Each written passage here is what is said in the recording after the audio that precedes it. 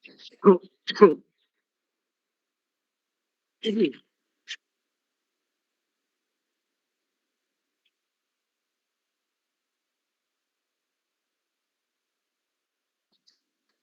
tes 1 2 3 tes.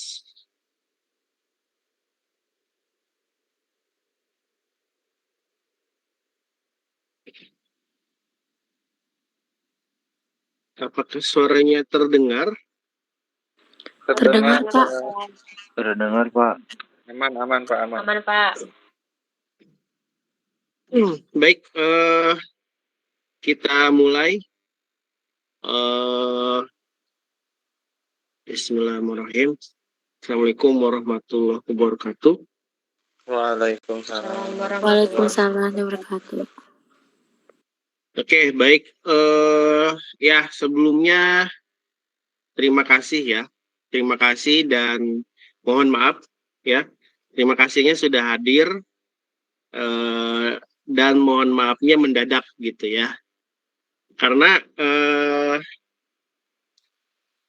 melihat dari agenda kita ya, agenda tugas akhir kita ternyata memang sangat cepat dan sangat padat gitu. Jadi biar nanti kalian ke depannya itu lancar dalam mengerjakan tugas akhir, ada hal penting sebetulnya yang ingin saya sampaikan, terutama dari pelaksanaan ya, seperti yang saya sebutkan di grup. Nah, ini saya mungkin tidak akan lama, sebentar saja, karena harapannya sih nanti kalian sudah bisa langsung eksekusi gitu ya. Langsung ketemu, nanti saya share jadwal bimbingan, kemudian nanti kalian tinggal bimbingan gitu. Nah, terus ada beberapa hal lain yang nanti saya sampaikan. Nah, untuk SK angkatan 2020 ini itu sudah di-share kemarin. Jadi itu adalah dosen pembimbing sekaligus yang membimbing selama 1 semester atau selama kurang lebih tugas akhir ya, selama tugas akhir lah begitu. Nah, saya coba share screen presentasinya sebentar. Ini kalau misalkan yang sesuai pada pengajuan berarti ya sesuai dengan yang diharapkan, mungkin begitu ya. Tapi walaupun misalkan nggak sesuai atau mungkin salah satu dan dua-duanya tidak sesuai, ya berarti jangan berkecil hati ya. Tetap semangat dan tetap gas terus gitu. Intinya itu bukan menjadi faktor penghambat lah begitu. Itu merupakan sebuah ya dorongan. Sebetulnya bimbingan ke siapapun sama saja. Cuman bagaimana proses cepat atau tidaknya ya berarti nanti tergantung dari sekali lagi komitmen ya untuk menyelesaikan. Nah, saya share screen sebentar.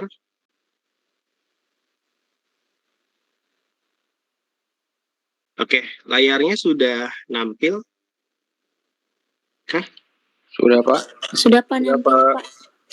Sudah, Pak. Oke, baik. Ada pertanyaan. Ya, saya ingin menyampaikan beberapa hal penting ya. Ada beberapa poin lah intinya yang tidak saya bisa jelaskan di grup. Artinya saya pengen ngobrol langsung dan mungkin nanti bisa diskusi juga, harapannya begitu ya. Jadi agenda pertemuan kita di malam ini adalah membahas mungkin dengan pelaksanaan atau hal-hal teknis terkait tugas akhir. Kalau angkatan ini, angkatan 2020, 2019-20, namanya itu tugas akhir, bukan skripsi. Tapi untuk angkatan 2018 ke sana itu namanya skripsi ya. Jadi ada yang skripsi, ada yang tugas akhir. Pada prinsipnya sih sama saja. Oke, baik, saya tidak akan berpanjang lebar ya. Nanti panjang lebarnya didiskusi saja. Nah, ini Saya shock sebetulnya ya ketika membuat agenda ini, saya shock ternyata waktu banyak ternyata ya. Waktu kita tidak banyak. Kalau kita lihat di kalender akademik Universitas Subang, kita itu di tanggal 18 September itu memulai perkuliahan di semester 1 dan seterusnya. Nah, artinya harus mulai bimbingan gitu ya. Nah, kalau kita lihat berurutan dengan UTS dan UAS, itu pelaksanaan UTS-nya itu sekitar di bulan Oktober sampai dengan 4 November. Nah, artinya ini sebentar lagi gitu. 1 bulan ya. 1 bulan untuk seminar. Kemudian untuk sidang, nah 1 sampai 6 Januari. Di 1 sampai 6 Januari itu UAS. Jadi patokannya seminar itu UTS, sidang itu UAS gitu ya. Ini agenda terbaru, tapi rencana. Ini rencana. Kalau kita ngikutin kalender akademik. Artinya kita masih punya waktu 1 bulan lebih mungkin ya untuk bisa seminar gitu ya. Jadi pendaftarannya itu kita buka nanti di tanggal 23 sampai 28. Kalaupun nanti kalian daftar di tanggal 28 juga nggak masalah gitu ya. Artinya 1 bulanan lebih. Nah, pelaksanaannya tanggal 30. Nah, mudah-mudahan dari 50 orang ini semuanya bisa ikut seminar. Minimal kejar seminar dulu aja, jangan mikirin jangan mikirin sidang. Karena apa ya, itu agenda selanjutnya lah yang kita pikirkan setelah seminar, begitu. Nah, untungnya panduannya itu sudah berubah, artinya sekarang 5 bab.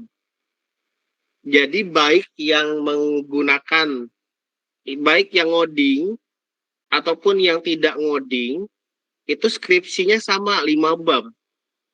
Nah, harusnya karena ada pengurangan bab, harusnya sih nggak jadi hambatan ya, justru mungkin akan lebih cepat karena tidak nambah. Kalau dulu, angkatan yang sebelum-sebelumnya itu sampai dengan nambah kalau untuk yang ngambil coding, gitu ya. Nah, jadi mungkin ada kabar baik dan kabar buruk gitu ya. Tapi ini bukan sebuah kabar buruk, tapi ini adalah sebuah sebuah timeline atau sebuah pengingat lah untuk kita nanti ke depannya harus berada di posisi mana gitu ya. Kemudian ini mungkin udah dijelaskan sama Bu Taskia ya. Ini saya akan mengulas saja sedikit. Pertama, kita posisinya pada di sini. Kita sekarang posisinya di sini. Nah, kan udah dibagi dosen pembimbing tuh. Nah, nanti silakan bimbingan selama per minggu. Mau seminggu 2 kali, mau seminggu sekali silahkan. Yang penting ada progres. Kemudian setelah ada progres, sebelum mendaftarkan seminar, atau sebelum mendaftar seminar, mahasiswa itu harus mendapatkan ACC dulu, baik pembimbing 1 dan pembimbing 2. Nah, ini penting, bimbingannya kedua orang ya, bukan ke 1 orang, kedua orang, karena dua-duanya harus ACC, gitu ya, dan seterusnya. Ketika udah di ACC, mendaftar, baru kita kasih jadwal seminar. Kemudian mahasiswa melakukan seminar, bimbingan lagi sampai sidang akhir, ACC lagi 1-2, mendaftar sidang, baru kita sidang. Melakukan sidang, setelah melakukan sidang, baru diluluskan yudisium oleh ketua sidang. Jadi pelulusannya itu langsung diluluskan, gitu ya, kecuali mungkin ditunda 1 hari atau 2 hari, karena biasanya ada di di akhir diumuminnya. Kalau misalkan sidangnya 2 hari berarti di hari terakhir gitu ya. Tapi kalau sidangnya 1 hari berarti di hari yang pertama. Kemudian revisi mencetak hardcover, kita SK-kan kelulusannya baru mendaftar wisuda. Nah gitu ya, kita sampai sini. Tapi intinya adalah bimbingan dan dapat ACC dan persyaratan lainnya untuk mendaftar seminar dan sidang, gitu ya. Nah ini mungkin sudah disampaikan oleh Bu Taskia. Ini untuk persyaratan seminar nanti mungkin bisa di-download saja atau mungkin bisa saya sampaikan nanti. Intinya di sini ada form seminar 2023 dan ini persyaratan sidang, maaf ya. Ini persyaratan sidang, dan ini persyaratan seminar.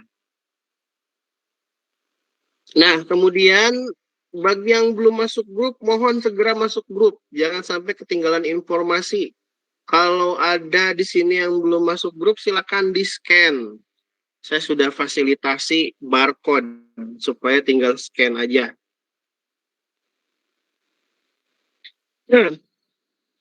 Silakan ya. Terus kemudian ini yang belum, silakan di scan. Kemudian ini untuk Bu Taskia, Pak Lino, Bu Maya, silakan di scan bagi yang belum.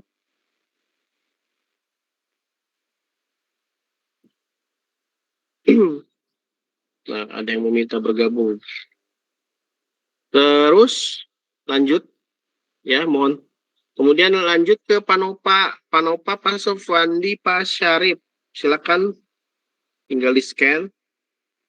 Ini wajib masuk ke grup ya, karena biasanya dosen pembimbing itu akan menginformasikan di grup, tidak secara personal. Gitu ya. Oke, baik. Kemudian selanjutnya Pak Digyo, Pak Bambang, dan Pak Rus. Silakan bisa di-scan.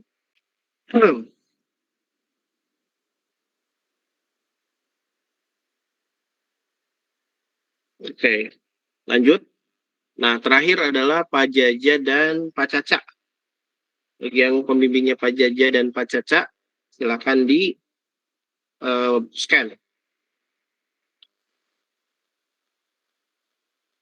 Oke, kita lanjutkan. Nah, setelah masuk ke grup, nanti akan kita infokan jadwal. Boleh dipoto, silahkan. Jadwal bimbingan nih penting ya. Jadi setiap minggu silahkan bimbingan. Nah, dengan saya, kalau ada yang pembimbing saya, kita di hari Rabu ya, untuk reguler jam 13 sampai 16. Kemudian untuk karyawan jam 19 sampai jam 21. Kita offline. Jangan online lah, capek ya. Offline aja biar jelas. Kita ketemu di kampus. Kemudian untuk Bu Taskia, hari Jumat jam 9 sampai jam 4 sore untuk reguler dan karyawan. Tapi silakan nanti bikin janji dulu mau online ataupun offline. Mungkin untuk yang kelas karyawan karena waktunya mungkin sama kerja, nah mungkin nanti bisa dijadwalkan di luar jam ini gitu ya dengan Bu Taskia. Yang penting kabarin atau bikin janji. Kemudian Pak Rusnedi di hari Rabu dan hari Sabtu untuk reguler dan karyawan dari jam 9 sampai jam 4 sore. Oke, kemudian nanti silakan hubungi kalau misalkan kelas karyawan yang melebihi janjian di jam 4 sore gitu ya. Kemudian untuk Pak Rahma ini di hari Rabu, Kamis jam 15 sampai jam 5 sore, jam 3 sore sampai jam 5 sore untuk dan karyawan. Ini bimbingannya offline Pak Rahma biasanya gitu ya. Tapi buat janji aja kalau di luar jam itu. Kemudian untuk Pak Jaja, Senin sampai Sabtu ya, dari Senin sampai Sabtu silahkan reguler dan karyawan, silakan nanti bikin janji saja. Kemudian Pak Jaja itu Pak Rino. Pak Rino untuk Senin dari jam 12 siang sampai dengan selesai itu reguler. Kemudian Jumatnya jam 18.30 sampai dengan selesai itu karyawan. Ya, silakan nanti buat janji. Kemudian Pak Digjo Senin sampai Jumat jam 9 sampai jam 3 sore, reguler dan karyawan. Ini bimbingannya di kantor Diskominfo Subang kalau dengan Pak Digjo. Kalau di hari kerja, kalau offline ya. Tapi nanti janjian dulu aja. Kemudian untuk Bu Santi, hari Rabu di jam 14.30 sampai jam 16.30 gitu ya, reguler dan karyawan. Ini karena ada beberapa dosen yang sama bimbingannya dengan jam saya. Kalau saya fleksibel ya. Jadi kalau misalkan ternyata bentrok dengan jadwal bimbingan yang tempat lain, atau mungkin kebetulan saya dengan Bu Santi nih misalkan ya, ternyata di reguler Bu Santi jam 2:30 gitu ya. Nah, mungkin bisa ke Bu Santi dulu atau bisa ke saya dulu. Nanti kita buat janji saja gitu ya di luar hari Rabu. Begitu kira-kira. Berlaku juga mungkin nanti buat dosen-dosen lain ya. Kemudian Pak Nova itu di hari Rabu sampai di hari Rabu dan Sabtu reguler karyawan sampai jam 4 sore. Kemudian Pak Syarif hari Jumat dan hari Sabtu jam 16.30 sampai Sabtunya di jam 7 ya. Pak Sofwan Dinur di hari Sabtu ya jam 1 katanya gitu. Reguler dan karyawan silakan nanti bikin janji.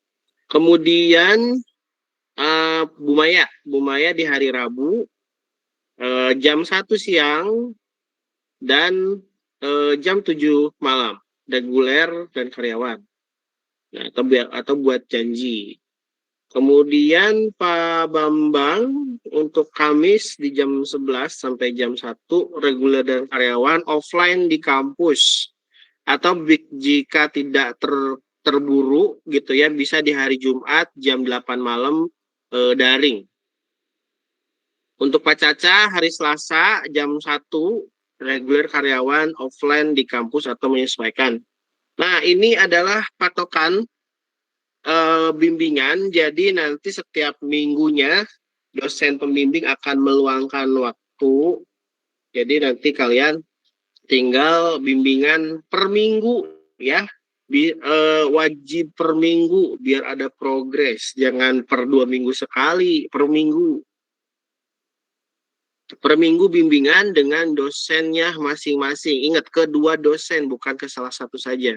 Kalau ke salah satunya itu akan berakibat fatal ya. Nanti akan dipending sebenarnya.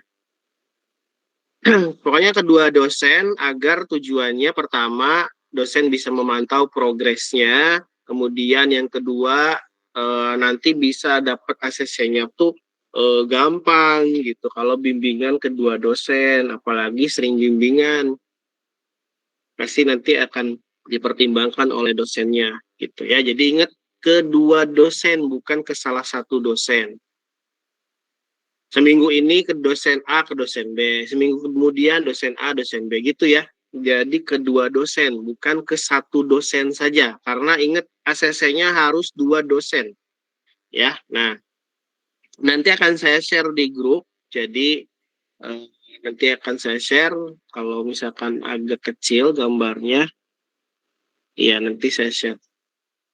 Nah, kemudian terkait dengan SOP, jadi intinya nanti setiap setiap seminggu sekali mahasiswa itu akan dilakukan pengisian berita acara bimbingan tugas akhir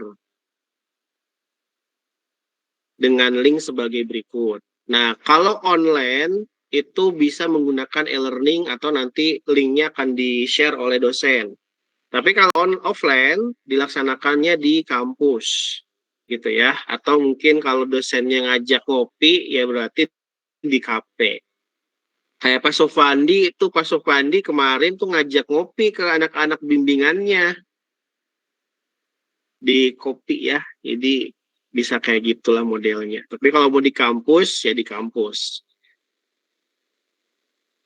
Nah, kemudian nanti setiap bimbingan mahasiswa mengisi berita acara.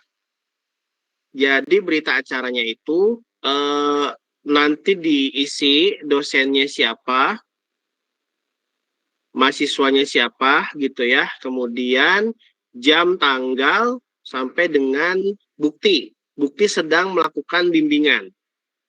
Nah, kalau misalkan bimbingannya online, di screenshot aja ketika lagi Google Meet misalkan. Atau dipoto aja dengan dosennya gitu. Nanti di-upload di berita acara. Nah, selain mengisi berita acara juga nanti kalian dikasih kartu bimbingan. Nanti ditulis kartu bimbingannya yang nanti akan itu 2 kartu bimbingan. Kan kurang nanti bisa minta lagi. Ya, jadi kehujanan atau mungkin hilang gitu ya. Kalau hilang nanti harus ngisi lagi, Bro. Nah, tapi intinya gitu ya. Nanti silakan isi bimbingan berita acara. Nah, itu nanti akan jadi bahan monitoring. Monitoring terhadap pelaksanaan bimbingan. Jadi beberapa kasus kemarin itu ada yang jarang bimbingan tiba-tiba datang ingin sidang. Nah, itu agak salah ya. Jadi jangan sampai di angkatan ini, jadi angkatan 2020 ini mah jangan ada yang kayak gitulah. Pokoknya bimbingan, isi berita acara ya, isi kartu bimbingan. Gitu. Jadi ya, atau pengen seminar jangan gitu. Ada beberapa dosen yang mengizinkan, ada juga beberapa dosen yang tidak mengizinkan. Ya gimana mau ngizinin orang skripsinya juga nggak kelihatan sama sekali gitu ya progresnya. Itu sama dengan apa ya, bunuh diri gitu. Jadi kalau kalian bisa mempertanggungjawabkan nanti pada saat pengujian sih nggak masalah. Tapi ini kebanyakan tuh nggak bisa jawab gitu. Nah itu agak sangat disayangkan aja. Gitu. Pokoknya rajin bimbingan. Nah ini kartu bimbingan. Ini kartu bimbingannya bisa didapat di BAK. Jadi ada isinya ada NPM, nanti diisi nama dosen pembimbing 1, pembimbing kedua, judulnya apa gitu ya. Nah, nanti setiap bimbingan minta paraf ke dosen.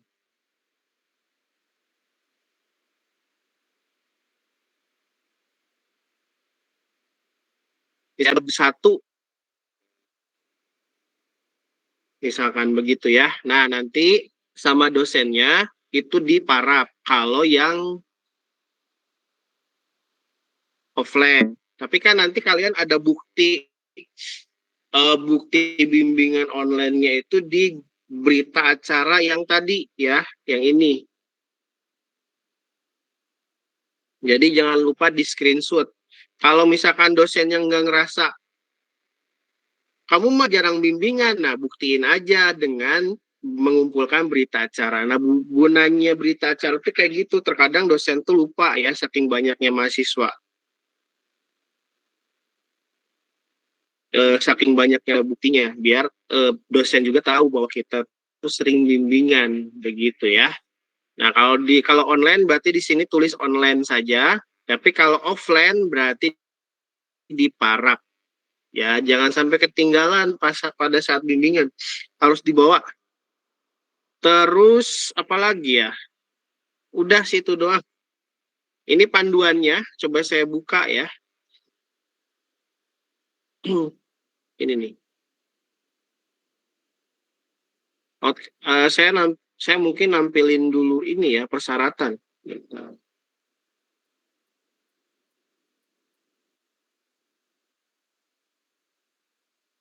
Persyaratan.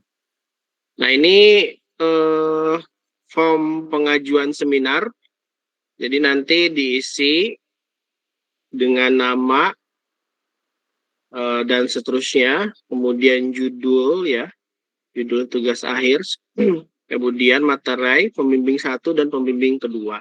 Ini persyaratan untuk seminar. Pertama, scan bukti ACC pembimbing 1 dan pembimbing kedua ya, 2 pembimbing. Kemudian kwitansi pembayaran seminar. Seminar itu kalau nggak salah 1 juta. Kalau sidang itu 2 juta ya. Jadi 1 juta seminar, 2 juta itu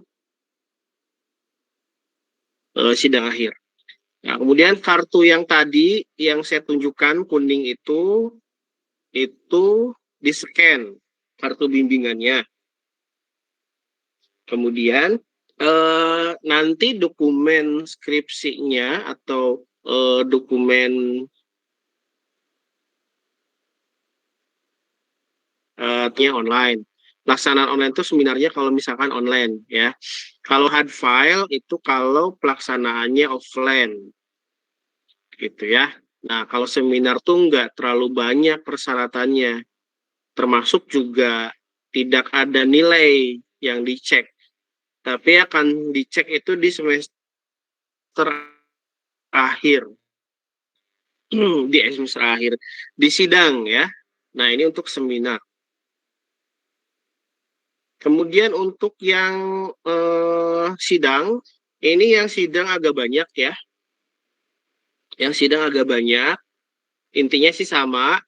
Ini ada beberapa pernyataan ya terkait dengan joki dan plagiasi. Jadi kalau nanti diujinya itu diketahui menggunakan joki atau plagiat itu bisa dinyatakan tidak lulus. Begitu ya. Tapi jarang-jarang sih mahasiswa tuh nggak lulus. Paling hanya 1-2 orang. Biasanya kalau nggak lulus itu disidang ulangkan. Nah, ya itu sama. Jadi ketika menjelaskan terkait dengan tugas akhirnya kurang begitu kurang begitu baik gitu ya. Terutama mungkin dari sisi coding. Intinya kalau misalkan codingnya itu dibantu sih nggak masalah.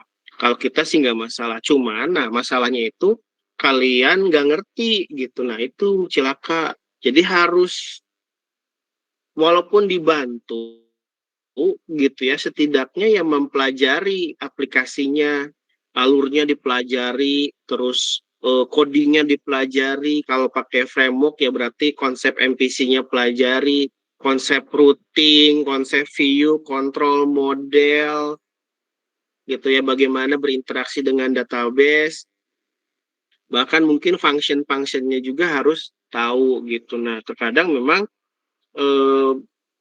ketika dibantuin ya udah weh gitu, nggak dipelajari. Nah, itu agak menurut saya agak rentan gitu ya, agak rentan untuk lulus gitu, atau nilainya mungkin tidak akan maksimal gitu kalau diketahui itu. Bahkan kemarin ada beberapa kasus yang tidak bisa jawab sama sekali, akhirnya tidak diluluskan gitu ya. Jadi mohon untuk dipersiapkan baik dari dokumen dan codingan Nah, makanya kemarin ketika saya ketemu dengan mahasiswa, kalau bisa, kalau misalkan dari sisi codingnya kurang, lebih baik ambil audit gitu ya. Yakin ingin belajar, yakin ingin coba berusaha semaksimal mungkin, ya nggak apa-apa gitu. Yang penting tadi aja, harus bisa menjelaskan nanti. Gitu ya. Nah, kemudian persyaratannya agak cukup banyak di sidang, jadi mohon nanti dipersiapkan.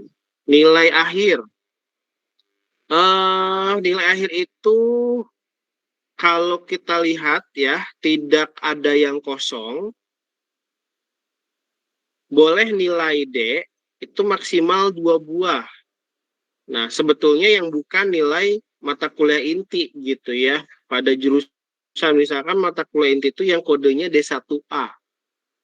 Tapi kemarin ada kelonggaran bahwa diperbolehkan ya, karena kan nggak bisa berubah si nilai itu. Kalau misalkan dapat D di mata kuliah inti gitu ya, salah satunya itu masih diperbolehkan selama maksimal ada 2 gitu, tidak lebih. Terus IPK minimal 2, nggak pernah ada yang 2 sih. Itu untuk syarat nilai. Jadi nilai harus lengkap. Kalau nilai belum lengkap, berarti belum bisa diizinkan untuk sidang. Nah, jadi sekarang di semester kemarin tentunya, itu coba dicek nilainya apakah sudah ada atau belum. Nah, kalau nilai misalkan contoh nih KKN, nah kemarin kan nilainya banyak yang belum pada beres tuh. Nah, coba dicek apakah nilainya sudah keluar atau belum gitu ya. Atau sudah update atau belum. Kemudian scan bukti ACC pembimbing 1 dan pembimbing kedua, dokumen skripsi sama kayak tadi seminar ya, KTM kalau ada di scan. Kemudian sertifikat makrab, PKKMB Unip, PKKMB Fakultas, dan makrab 3. Kemudian pelatihan Cisco, kemudian pelatihan workshop. Bebas workshopnya, boleh di kampus atau di luar kampus, boleh. Kemudian keaktifan organisasi baik internal maupun eksternal kampus.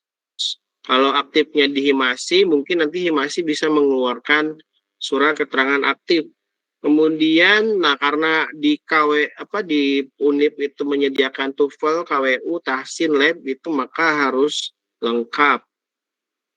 Kemudian sudah melengkapi nilai semua mata kuliah. Surat bukti tidak sedang meminjam buku di perpustakaan. Ini didapatnya itu di perpustakaan Unsub. Bukti telah menyumbang buku ke perpustakaan Unsub 2 buah, ke fakultas itu 2 buah. Nah, surat keterangan bukti menyumbangnya itu ke perpustakaan Unsub. Nanti didapat beserta bukti sedang tidak meminjam. Pas foto ukuran 2x3 hitam putih dengan kertas dop 5 lembar, 3x4 10 lembar, 4x6 10 lembar ya. Kertasnya harus dop. Tidak kertas foto, bukan. Pokoknya kertas dop aja. Kenapa harus kertas dop, bukan kertas yang lain? Karena ini diperlukan untuk ijazah, ya. Karena foto ini sekaligus pengumpulan untuk ijazah. Ijazah kalian nanti fotonya akan lebih bagus, lebih apa ya, lebih kualitasnya lebih bagus gitu ya. Jadi jangan foto selfie, harus foto studio ya. Kemarin ada yang ngumpulin foto selfie, yang nggak bisa lah. Si berjas hitam, bagi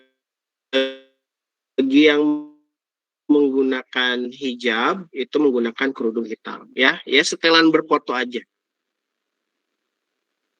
Pembimbingan skripsi, pembimbing 1 dan pembimbing kedua, map plastik warna biru 2 buah dan map kertas 2 buah. Kemudian scan ijazah SMA. Udah itu aja ya untuk persyaratan. Bisa dicicil dari sekarang atau disiapkan. Kalau fotoma yang terbaru aja nanti di fotonya. Kemudian, nah ini. Jadi untuk angkatan 2019 ke atas, itu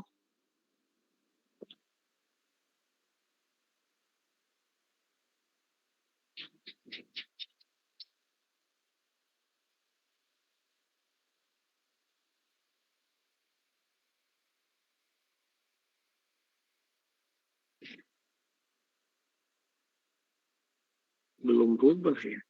Nah, ngomong-ngomong saya lagi di kampus ya. Oh ya.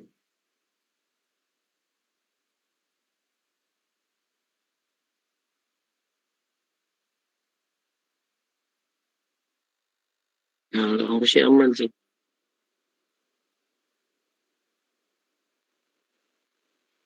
Oke, nah, jadi ini adalah tes. Nah, jadi ini adalah sitasi buku, artikel, jurnal, proceeding dosen. Jadi nanti kalau kalian nanti bikin bab 2, nah nanti tolong sitasi atau kutip penelitian dari jurnal dosennya masing-masing. Misalkan saya dengan Bu Taskia. Nah, jadi ada salah satu referensi jurnal yang dijadikan acuan, tapi penulisnya itu Bu Taskia dan saya. Nah, cara ngeceknya itu ada di jurnal Global Fasilkom, gitu ya. Jadi kalian bisa ke sini, jurnal Global Fasilkom.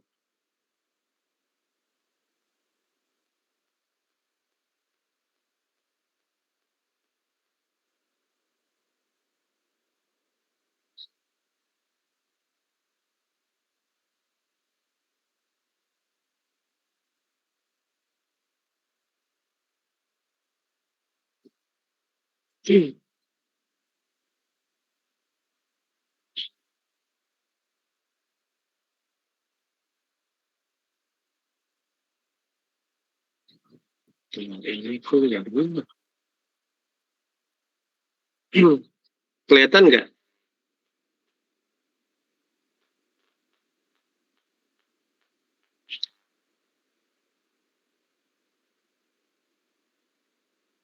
Nah, jadi nanti dosen fakultas itu di situs e-jurnal Unsub. Nah, terkait dengan sitasi, tinggal nanti melihat dari arsip ya, arsip kemudian eh, nanti ngelihat dari arsip yang tersedia, misalkan global volume 2 misalkan ya, itu diklik.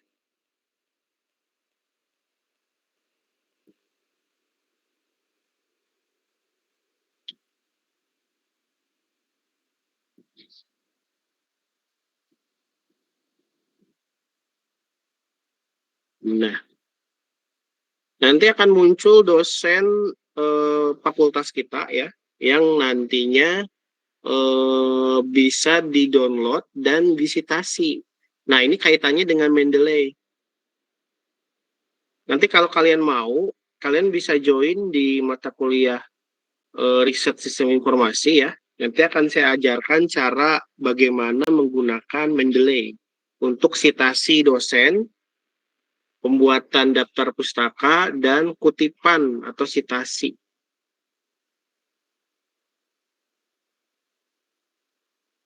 Gitu ya, tapi intinya minimal 2 ya. Nah, gitu.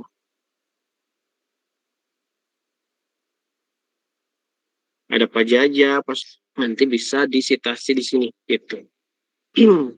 Nah, eh, terus kaitannya dengan panduan Ini sih sebetulnya udah tinggal dibaca aja. Menurut saya sih ini udah enak panduannya. Tinggal ini ya, bookmarknya harus dibenerin. Tinggal menyesuaikan dengan tata tulis. Kayak misalkan apa ya? Tata tulis, aturan penulisannya, bentuk skripsinya, kemudian ini sistematika proposal. Nah, jadi nanti di proposalnya itu ada seperti ini. Jadi nanti yang dikumpulkannya itu 3 bab. Bab 1 sama bab 2 dan bab 3. 3 bab ya yang dikumpulkan untuk proposal atau seminar. Bagian awalnya ada judul, ada halaman persetujuan dan daftar isi. Bagian akhirnya daftar pustaka gitu ya. Sitasinya terletak di bab 2 nanti. Teori-teori terdahulu. Nah, karena di sini perlu yang namanya penelitian terdahulu yang relevan, artinya nanti kalian harus membuat sebuah tabel penelitian dengan judul-judul yang relevan. Artinya nanti kalian harus nyari jurnal penelitian dari luar yang kita jadikan acuan. Misalkan gini, kalau judulnya audit berarti cari jurnal-jurnal penelitian yang bertemakan audit. Nah, dirasa misalkan itu jurnalnya cukup bagus ya untuk dikutip atau dipelajari atau kita gunakan sebagai referensi, nah berarti masukkan nanti ke penelitian terdahulu. Gitu yang. Nah, kemudian ini untuk laporan skripsinya. Ya. Jadi ada halaman judul, pernyataan, persetujuan, pengesahan gitu ya. Persembahan dan lain sebagainya. Kemudian ada kata pengantar dan seterusnya. Bagian intinya itu bab 1, bab 2, bab 3, bab 4 ya, bab 5 bab. Terakhir penutup. Yang ke akhirnya itu daftar pustaka atau dan lampiran gitu ya. Nah, ini penjelasan terkait dengan apa sih judul, apa sih pernyataan, pengesahan, kata pengantar, daftar isi, daftar tabel, gambar, lampiran, abstrak ya, cara bikinnya terdiri dari 4 kunci maksimal, formatnya terlampir, bagian intinya latar belakang apa sih gitu ya. Cara bikin latar belakang gimana ada di sini dituliskan. Latar belakang itu sebuah penelitian dilakukan karena 3 hal. Pertama, karena ada masalah yang terlihat atau ditemukan. Yang kedua, karena ada pihak yang memesan ke penulis untuk melakukan kegiatan penelitian tersebut. Yang ketiganya, karena ada peluang atau ingin yang diraih gitu ya. Ini nanti tidak tinggal dibaca saja. Tidak menyelesaikan masalah itu apa, tujuan penelitian, bisa dewan pustaka. Nah, ini kita penelitiannya itu 5 tahun terakhir tidak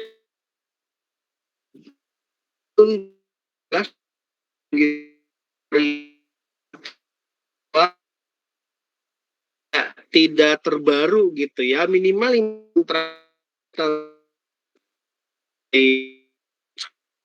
juga berarti tahun 18 ya. 18. Aduh, atau kalau nggak nemu banget 5 ya.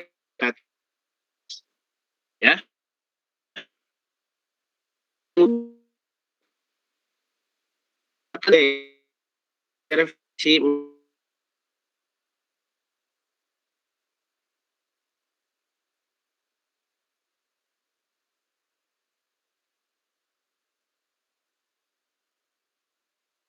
gitu ya. Ini bagian inti. Bagian akhirnya daftar pustaka dituliskan, sumber-sumber jadikan referensi. Berarti tadi ada 2 dosen yang dimasukkan. Dan ascending ya. Dimulai dari A sampai tangan penulisan, bagaimana cara penulisan daftar pustaka ada di panduan ini. Lampiran dan seterusnya. Nah, ini untuk kertas dan pengetikan. Kertasnya itu nanti 80 gram, A4. Ya, 34, 33 atas, kiri, kanan, bawah. Ini formattingnya, jangan lupa pakai heading biar rapih. Kutipan, skrip judul, tabel judul, dan seterusnya. Bahasa yang digunakan, istilah asing, kemudian singkatan, tanda baca, kemudian penomoran, ya, penomoran di setiap bab, subbab gitu. Kemudian tata acuan, kutipan langsung. Nah, ini terkait dengan daftar pustaka ya. Ini sudah ada di situ, tinggal dituliskan saja dan dipelajari. Nah, untuk tabel, misalkan kalau ada tabel, berarti ada tulisan tabel 3.1, gitu ya. Kode program, dan seterusnya. Ini contoh dari cover atau halaman untuk proposal. Jadi cover untuk proposal dan cover untuk untuk proposal laporan akhir itu berbeda. Jadi penulisannya proposal skripsi,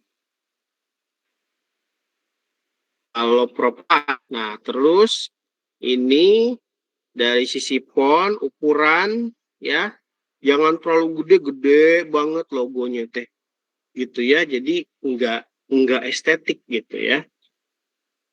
Kemudian untuk diajukan oleh nama gitu ya. Kemudian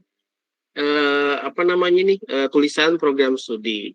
Nah, ini untuk proposal. Nah, untuk laporan itu berbeda. Jadi tidak ada yang namanya proposal skripsi gitu ya. Jadi dihilangkan. Nah, nanti muncul seperti ini. Dan ada contoh halaman pernyataan ya, materai 10.000. Kemudian lembar persetujuan skripsi, namanya siapa, pembimbing 1, pembimbing 2.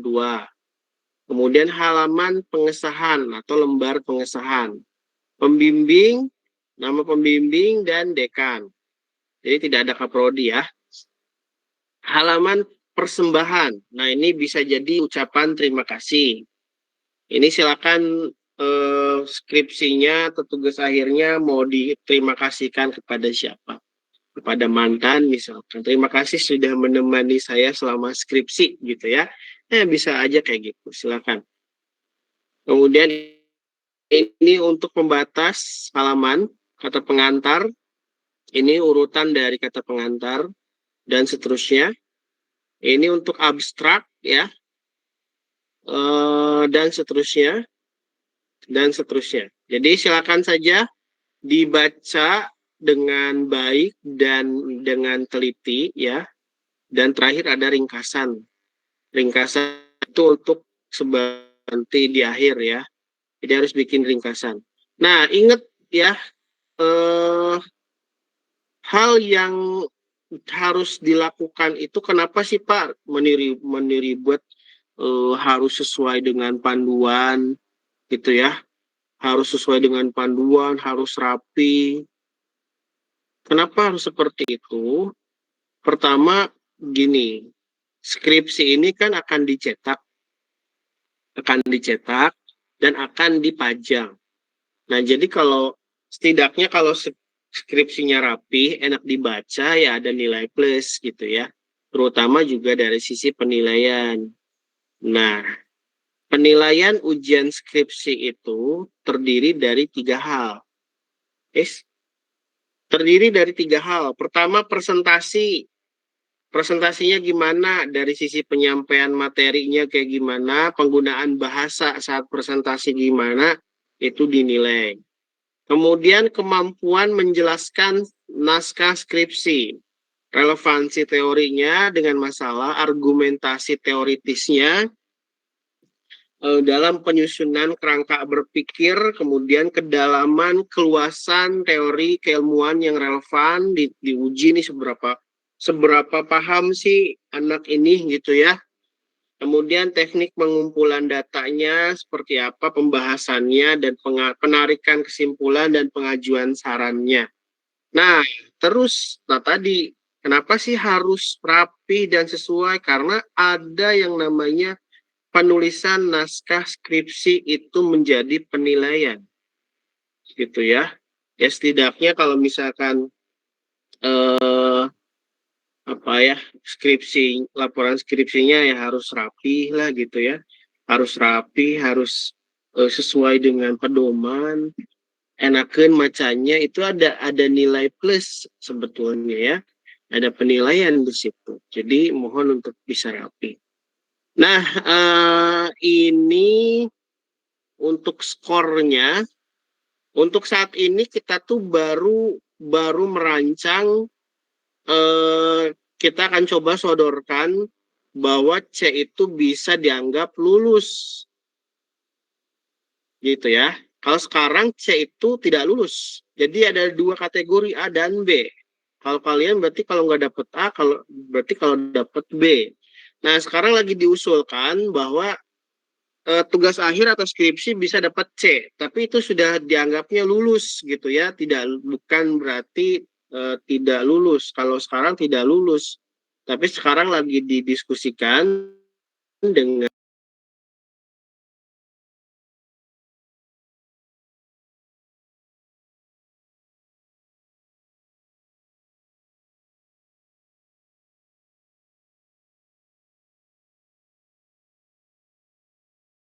mungkin sebagai informasi awal. Jadi pertama bimbingan. Jadi setelah masuk ke grup, nanti bimbingan ke dosennya, nanti saya share terkait dengan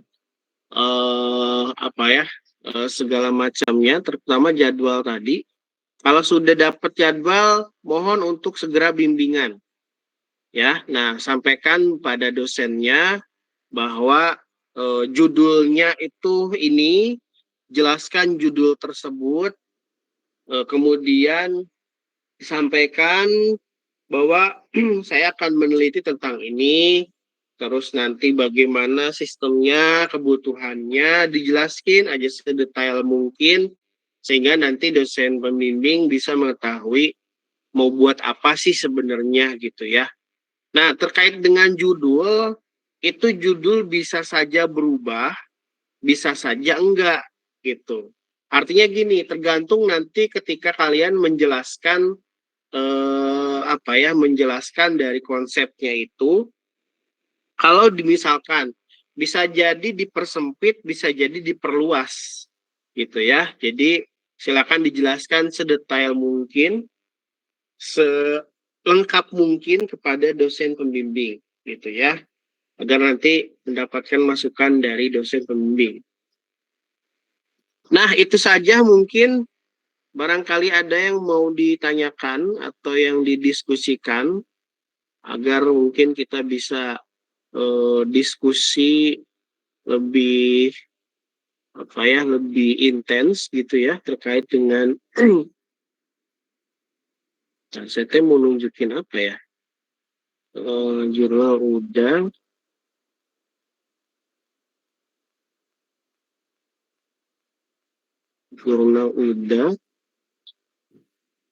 panduan udah,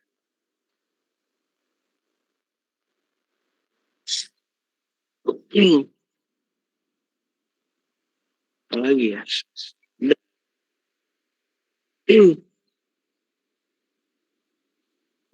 saya ingat-ingat dulu.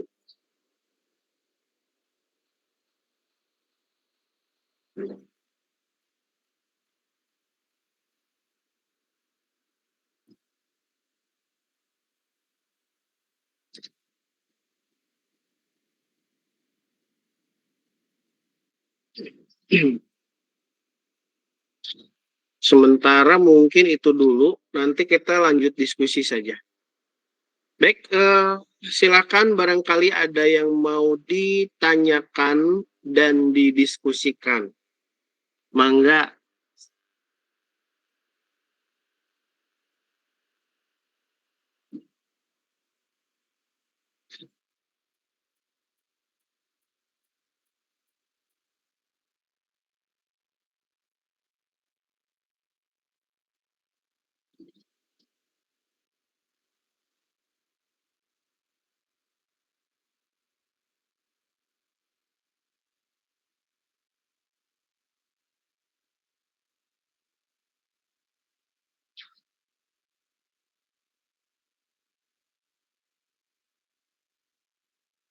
Ada yang mau ditanyakan?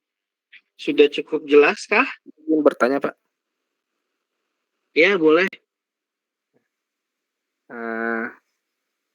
Ilham kan kebetulan dosennya Bapak ya Pak ya. Dan bimbingannya tuh hari Rabu Pak. Nah, kalau misalnya di hari Rabu tuh Ilham ada acara gitu Pak.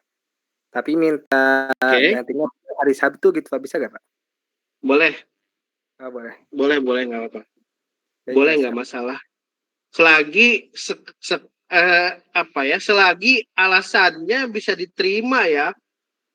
Bisa ya, Pak. Pas saya mau jalan-jalan dulu gitu misalkan sama kabogo saya, atau jalan-jalan lu nanti lagi weh. Kecuali misalkan ada acara keluarga yang tidak bisa ditinggalkan gitu ya. Kebetulan misalkan keluarga janji di jauh-jauh hari bisa ditinggalkan. Nah, itu baru bisa dipertimbangkan gitu ya. Tapi kalau misalkan ada juga alasannya, Pak, maaf kemarin saya jalan-jalan. Jangan kalau bisa malah. Baik Pak, terima kasih. Gitu. Ya, kalian pun di sini, walaupun misalkan bukan pembimbingnya saya, boleh ya kalau mau bimbingan. Gitu. Sebetulnya saya tuh ready setiap hari, cuman terkadang tidak bisa diprediksikan bahwa Senin tuh kosong nggak sih Pak gitu. Nah kadang kan ada rapat, terutama sih ada rapat, sering itu ada rapat, terus ada kegiatan di universitas, suka mendadak. Jadi kalau misalkan mau bimbingan di hari lain, nah mungkin konfirmasi dulu aja gitu. Dan berlaku mungkin buat semua kalau pengen ngobrol dengan saya, pengen diskusi dengan saya ya, walaupun bukan pembimbing nggak apa-apa. Saya siap membantu dan berdiskusi. Ya. Untuk bimbingan berarti mulai minggu ini atau minggu depan, Pak? Minggu ini ya. Bisa dimulai minggu ini kan sudah ada grup. Nanti bisa bimbingan langsung aja atau buat janji dengan dosennya.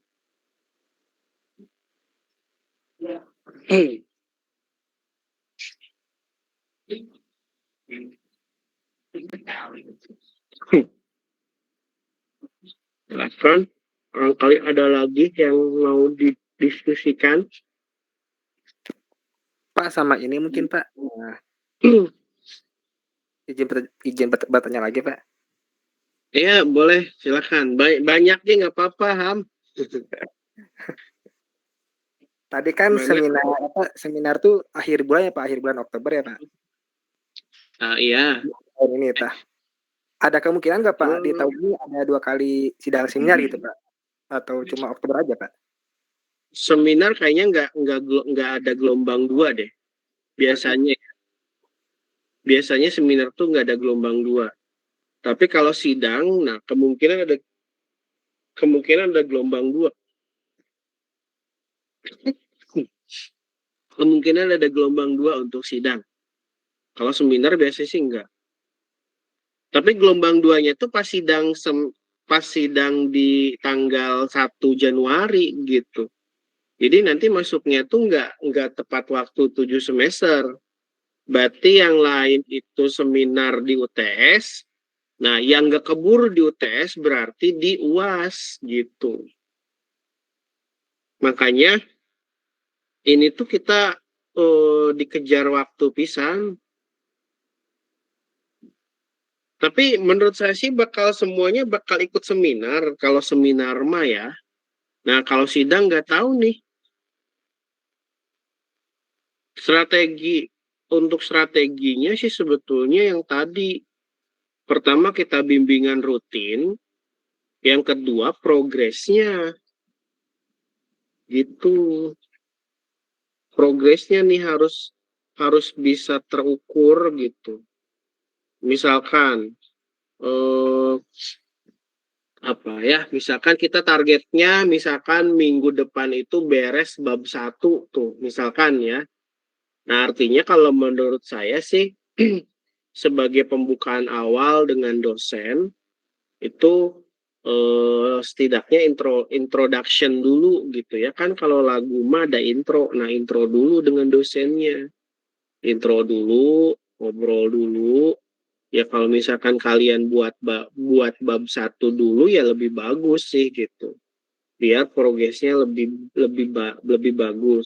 Nah, kan bab 1 itu kan menceritakan terkait dengan kita mau buat apa sih gitu ya. Nah, itu kan tercantum di latar belakang sebetulnya ya. Nah, di latar belakang itu akan tertulis bahwa alasan kita meneliti ini itu apa sih gitu. Nah, itu terjawab di latar belakang gitu. Kemudian dikuatkan di rumusan masalah, kemudian dibatasi di batasan masalah. Nah, dari 3 poin itu sebetulnya sudah ada gambaran gitu ya. Kita tuh mau apa sih ke depannya. Nah, tinggal itu diceritakan ke dosen pembimbing gitu. Ya bagusnya sih mungkin buat bab 1 ya. Buat bab 1 versi kalian nanti pembimbing akan lihat bab 1-nya. Atau kalau misalkan belum ada gambaran bab 1 ya minimal konsepnya dulu seperti apa. Sistem informasi profil desa gitu. Misalkan begitu ya. Nah, tinggal menjelaskan apa sih yang dimaksud dengan profil desa, kita mau buat apa, bagaimana, aktornya siapa saja, kenapa harus bikin itu, gitu ya. Terus misalkan ya pertanyaan-pertanyaan lain atau konsep-konsep lain yang memang bisa kita jelaskan ke dosen. Ya,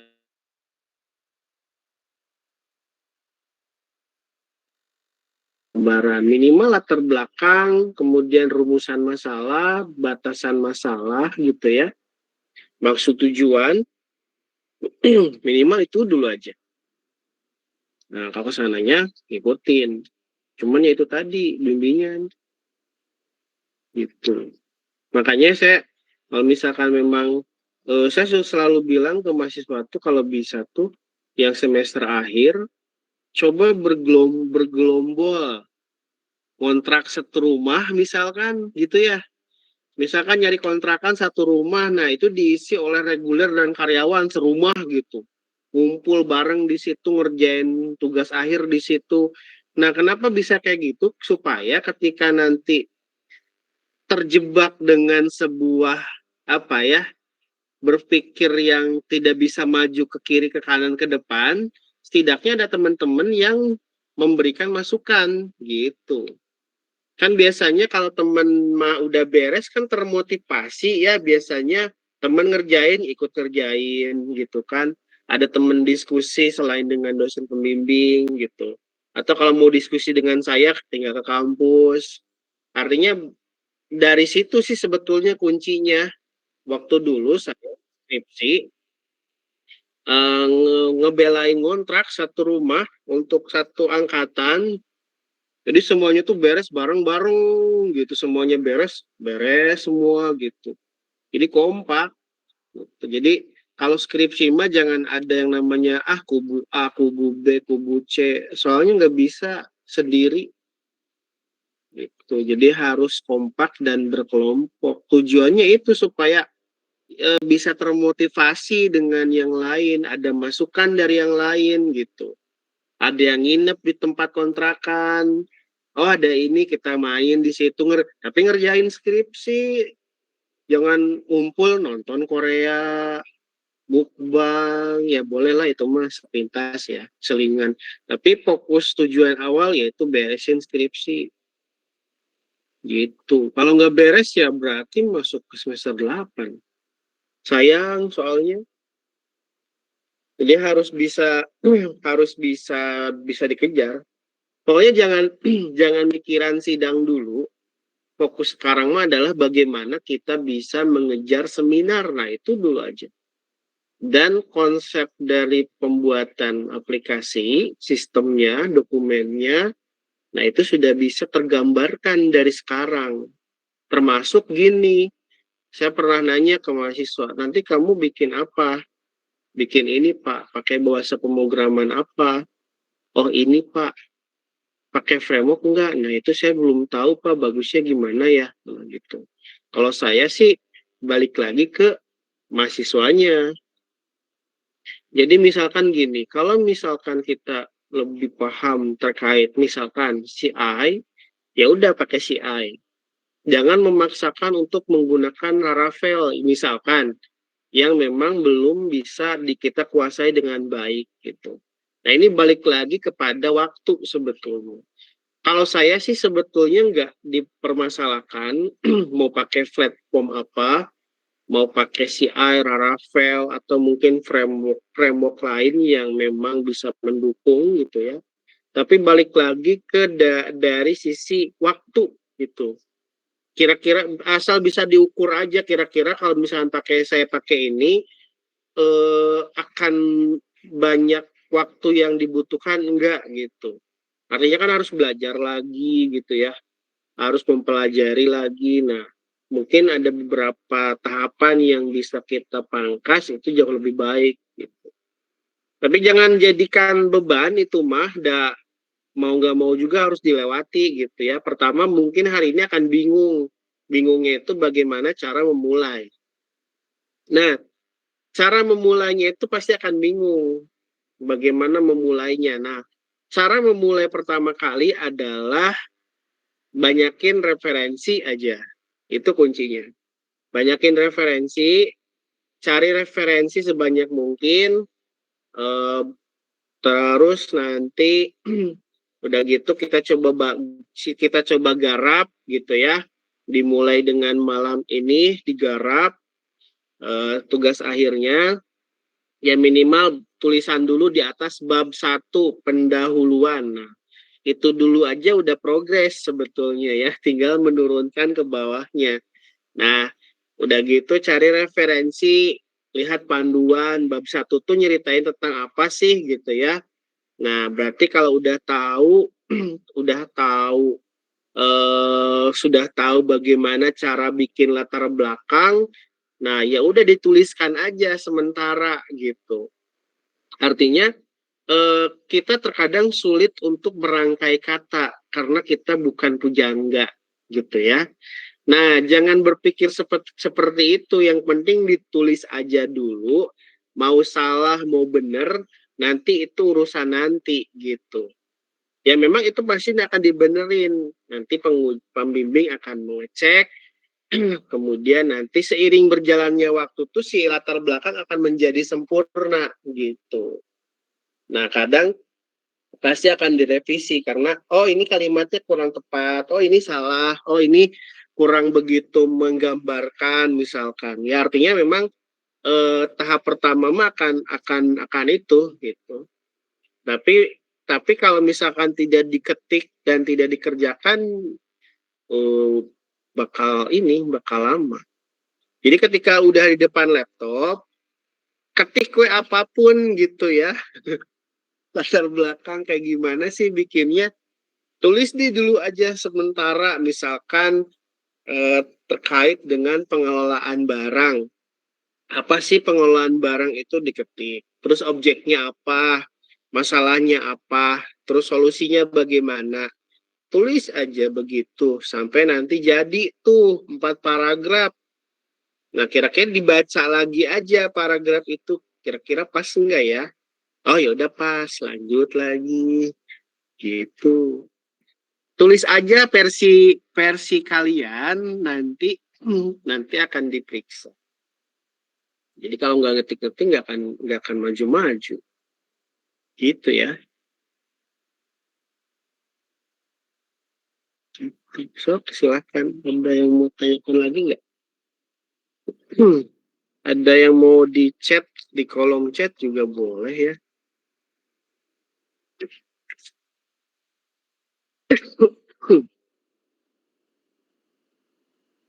Silakan. Assalamualaikum, izin bertanya Pak. Iya, boleh.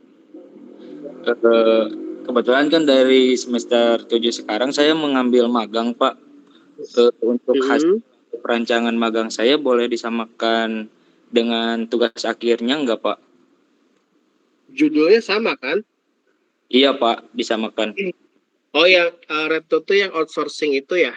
Ya, betul Pak. Iya, boleh itu kayak gitu. Boleh. Baik, makasih Pak. Boleh. Nanti disesuaikan aja. Apalagi kan setiap harinya kan bekerja di sana ya.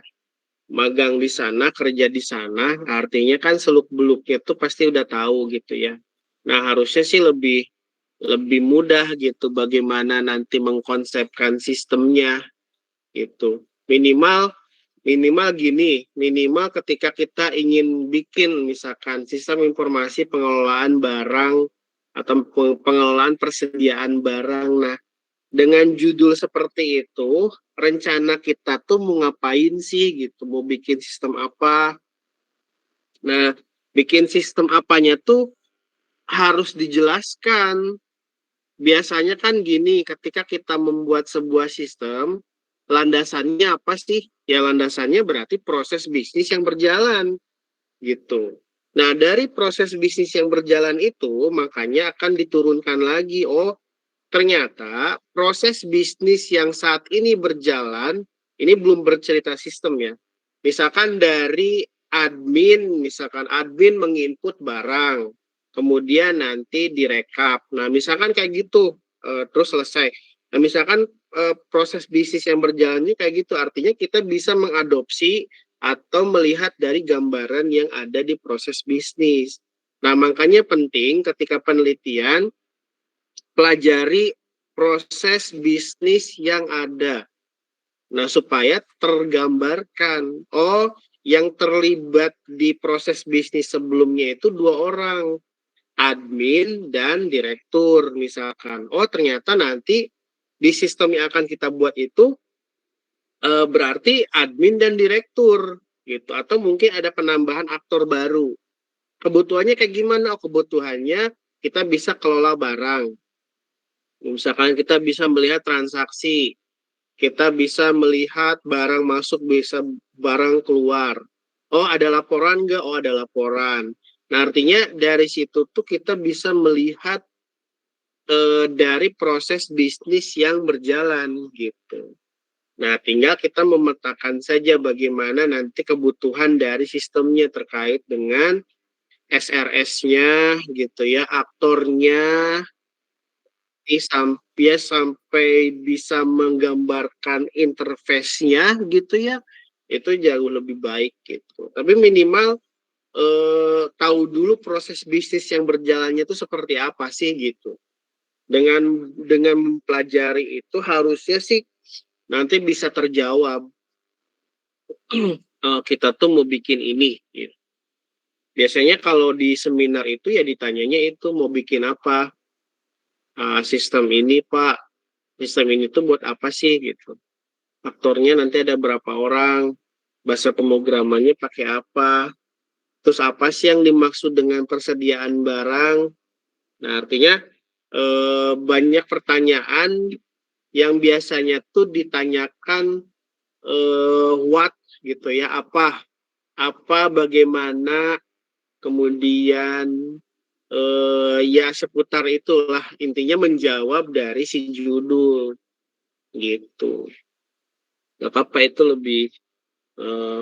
lebih apa ya, biasanya banyaknya pertanyaannya terkait itu untuk seminar ya. Nah kalau sidang beda lagi nanti gitu. Retno ya tadi.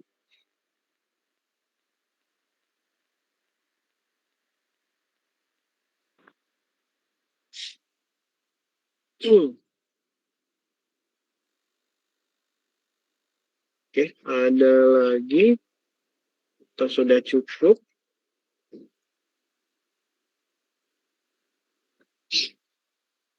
Nanti kalau mau belajar bareng tentang Mendeley boleh ya. Kebetulan saya ngajar RSI, jadi nanti yang bukan mengambil kuliah biasa bisa ikut gabung gitu ya. Bagaimana sih penggunaan Mendeley, terus citasi bagaimana gitu ya.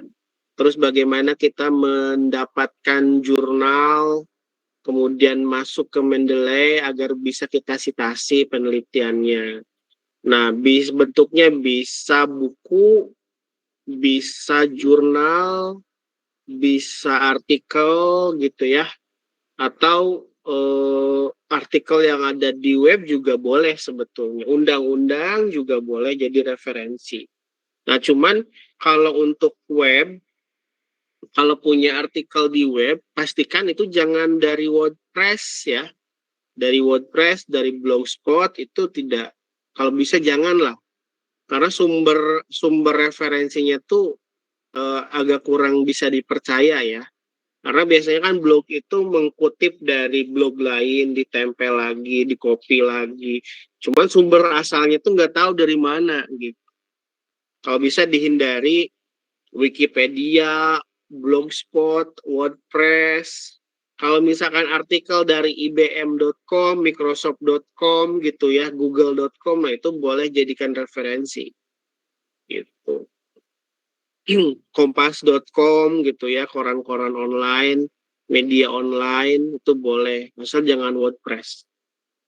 Setidaknya kalau media online gitu ya, seperti koran online, ya setidaknya kan ada hukumnya gitu ya, ada badan hukum, ada yang ngelolanya, dan itu resmi daripada yang Blogspot atau WordPress gitu ya.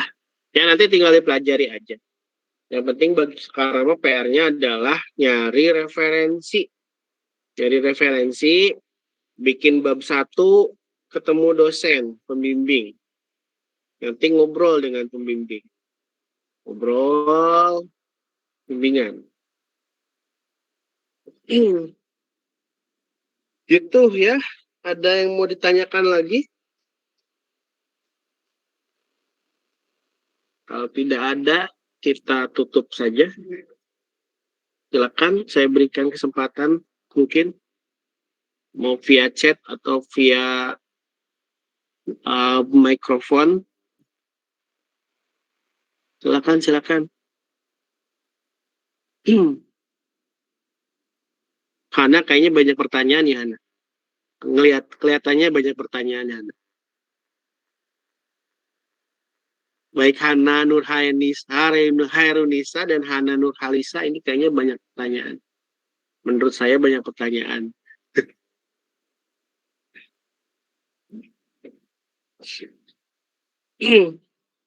Oke, baik, kalau tidak ada, ya intinya itu ya. Silakan nanti diikutin bimbingan per minggu, isi berita acara, isi kartu bimbingan, progresnya harus bagus, setiap hari ngerjain ya. Wayahnya nih udah ngambil semester 7 tugas akhir tuh udah buru-buru. Nah jadi harus komitmen nih, sayang kalau nggak komitmen ya wayahnya lah, capeknya juga 6 bulan, nggak akan berlarut-larut gitu ya. Pokoknya capeknya 6 bulan, selama 6 bulan itu ya dimaksimalkan. Kalau mau begadang ya begadang, asal jangan lupa makan, lupa mandi, lupa tidur, begadang boleh gitu ya, tapi asal jaga kesehatan. Jaga kesehatan misalkan minum vitaminnya, makannya, terutama minum air putih tuh. Minum air putih, begadang, diasupi dengan makan, biar nggak sakit gitu. Terus bimbingan, semangat, kerjain tiap hari ada progres biar cepet beres.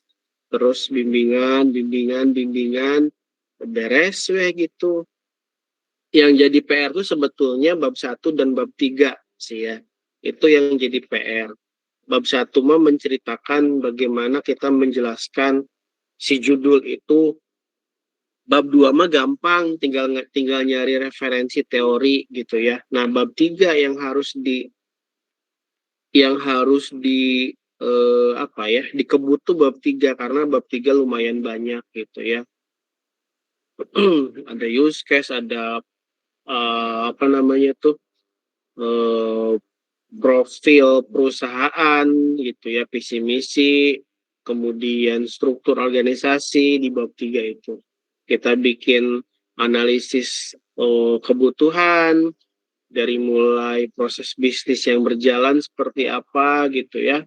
Kemudian kebutuhan perangkat lunak, kebutuhan perangkat keras, kebutuhan dokumen, kebutuhan informasi, kebutuhan fungsional, non-fungsional, use case diagram, activity diagram, sampai terakhir mungkin robustness diagram.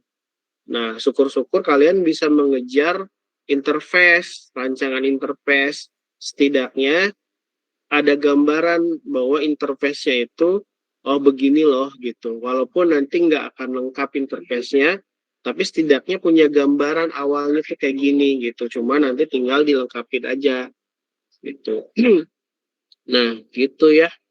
Pokoknya nggak akan kerasa ya, saya yakin nggak akan kerasa tiba-tiba nanti di posisinya di bab 3 gitu. Gak akan kerasa. Nah, ya itu tadi berarti setiap harinya ada progres,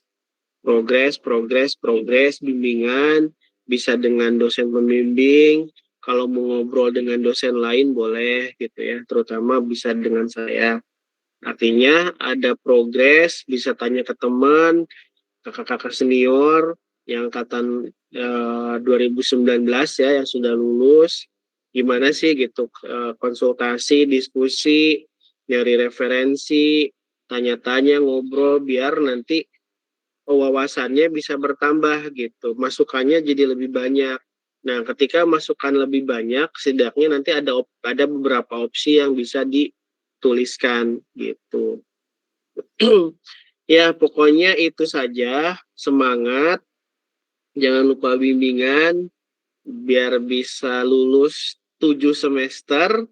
Ya, kalau lulus 7 semester berarti mendapatkan bonus 3,5 tahun kalau nggak salah ya. Ya 3, sekian lah, nggak 4 tahun. Artinya tidak ada semester 8. Nah, berarti kalau kita timeline di jadwal tadi, kemungkinan bisa wisuda itu di 2024 bulan April kalau nggak Mei. Nah, gak kerasa tuh 6 bulan tiba-tiba wisuda weh. Ya, 50 orang wisuda. Mantapnya. Bangga tak wisuda teh. Cuman yang harus dipikirkan dengan pendamping sebenarnya bagi yang jomblo. Gitu ya. Ya, semangat ya. Ada pertanyaan nih. Bapak punten, untuk kartu bimbingan bisa diambil kapan, Pak? Boleh besok, besok libur ya. Jumat.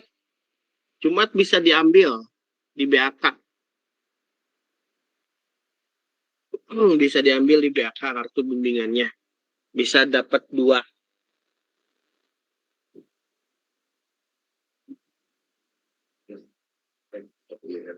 Oh, cepat. Pantesan sekedap Om. Nah, bisa diambil hari Jumat ya, karena besok libur. Jumat, Sabtu bisa bimbingan tuh. Atau kalau misalkan nggak sempet, mungkin bisa dimulai dari hari Senin ya, nggak apa-apa. Oke, mungkin itu saja. Kalau ada yang mau tanya atau diskusi, boleh bisa japri saja ke WA saya ya. Atau ada yang mau ditanyakan di luar dari ini. Nanti silakan japri saja. Oke, pokoknya semangat. Kejar terus progresnya. Insya Allah semuanya lancar lah ya, lancar. Saya mah percaya keangkatan ini teh nggak tahu kenapa ya. Hati saya tuh ngerasa kalian tuh apa ya, punya semangat lebih lah gitu. Berbeda dengan angkatan 2019, 2020 tuh kayak semacam punya harapan lebih gitu ya. Kayaknya ini bakal banyak yang selesai tepat waktu. Semangat lah ya. Amin Pak, amin. Ya, saya nggak tahu, asa yakin aja gitu dengan angkatan ini teh. Asa ada yang membisikkan gitu, yakin aja we angkatan ini teh gitu. Ya, pokoknya itu ya. Terima kasih yang sudah hadir. Semangat. Akhir kata, wabillahi taufiq wal hidayah. Assalamualaikum warahmatullahi wabarakatuh. Waalaikumsalam. Waalaikumsalam warahmatullahi wabarakatuh. Mangga semuanya izin pamit. Makasih Bapak.